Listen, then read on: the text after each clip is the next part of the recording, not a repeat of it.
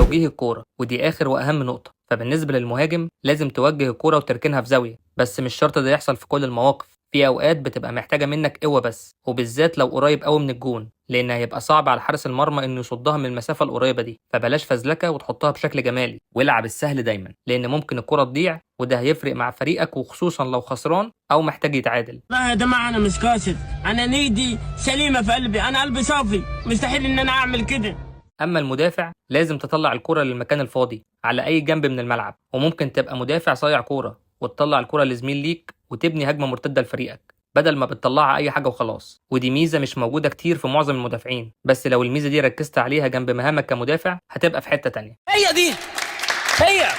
وعايز أقولك على ملحوظة مهمة، إن في حالات ومواقف بيبقى الأحسن ليك ولفرقتك إنك تبصيها لزميلك، لأنك شايفه إنه في وضعية أحسن واحتمالية إنه يجيب الجول أكتر منك. انت يا جهاد اتعميت، ده انت طويل واحده.